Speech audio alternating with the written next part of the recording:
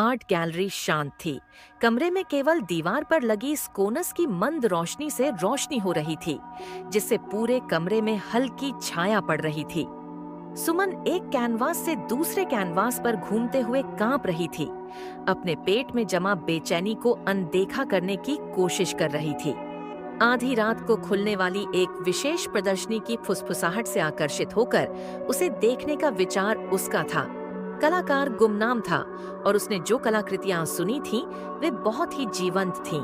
अंतिम painting hall के अंत में टंगी थी, जो बाकी की तुलना में बड़ी और अधिक जीवंत थी।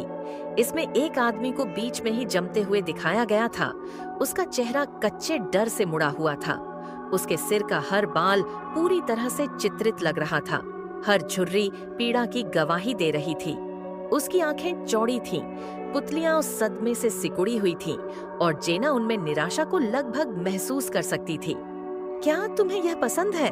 उसके कंधे पर एक आवाज फुसफुसाई।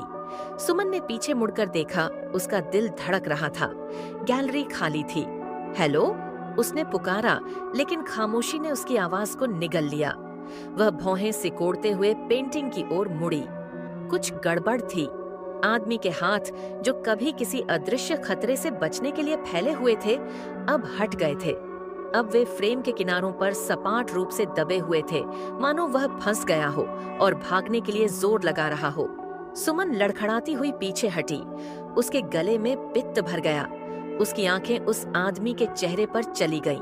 उसका मुंह थोड़ा बंद हो गया था और उसकी आंखें अब आगे नहीं देख रही थीं। वे सीधे उसकी ओर देख रही थीं।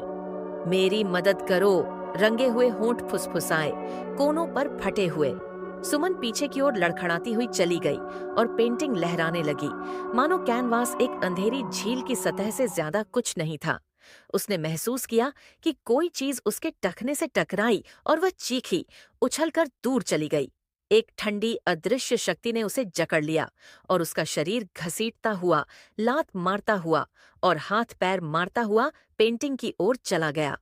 उसके इर्द गिर्द की दुनिया मुड़ गई और विकृत हो गई, क्योंकि उसे कैनवास के माध्यम से खींचा गया था, एकदम घुटने वाले स्याह शून्य द्वारा निगल लिया गया था।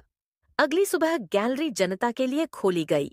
आगंतुकों ने अंतिम पेंटिंग के विशद विवरण पर आश्चर्य व्यक्त किया। एक युवा महिला, जो पूरी तरह से भयभीत दिख रही थी, उसके हाथ उसके फ्रेम के किनारों पर बेतहाशा दबाए हुए थे। उसकी आंखें हमेशा भय से चौड़ी थीं।